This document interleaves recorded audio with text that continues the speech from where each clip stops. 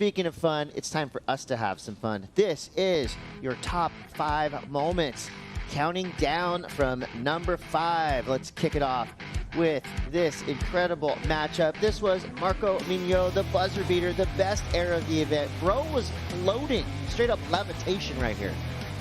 He had that 1 second, split second halfway through that air that he actually felt like he was levitating. Like he had the wind that's coming up the face with the curve of the wave and the offshore winds.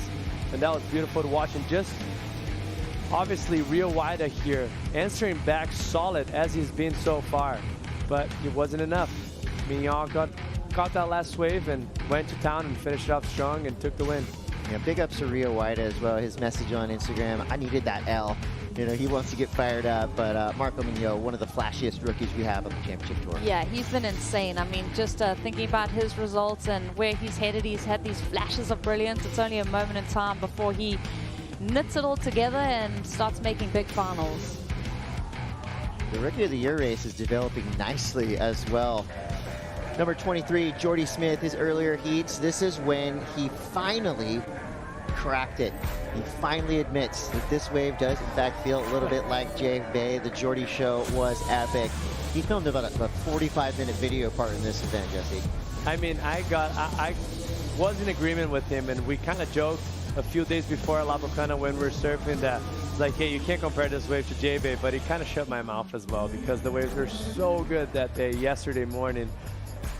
And well-deserved to have, you know, similarities to J-Bay, and the waves are fine for us to watch and for the surfers too.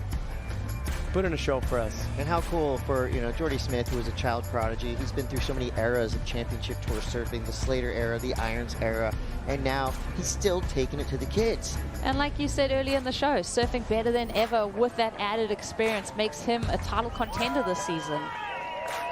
And he did it the right way. He surfed with a lot of joy this week. And speaking of joyful surfing, Gabriela Bryan, you know, she's doing it with a smile on her face, but her turns were absolutely savage. Some of the best power surfing we've ever seen on the championship tour. Is that too much, or is that just right? No, that's, I mean, pretty close to what the best of the best ever. Maybe Carissa had some like power surfing that could match that, but what it impresses me, you see a lot of the girls with plenty of speed down the line, but never throughout the turn like she did in this event. Like she was maxing out the speed she had on the bottom turns and not wiping it off whatsoever, just laying on rail.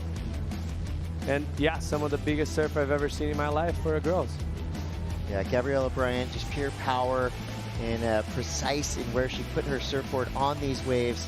This venue is pretty lights out for Gabriela Bryan. So from Gabriela, we're gonna go to Gabriela. Just foreshadowing here, the number 2 highlight here in your top 5 is Gabriela Bryan, your women's champion. Yeah, this final was stressful for Gabriela's camp. 3 huge mistakes, a buckled board, but she was able to fight back. That makes her a double champion. Yeah, well, these highlights just tell the story. The previous day getting that 923, then heading into finals day, it wasn't all her own way. She had to really fight for this win, had the buckled board, had a few priority mistakes, and then to see her really light it up on this almost 8-point ride. I think it was a 783 that she was able to get on this wave and take the lead away from Isabella. Just impressive stuff from Gabriela Bryan. Another big victory for the Dog Squad.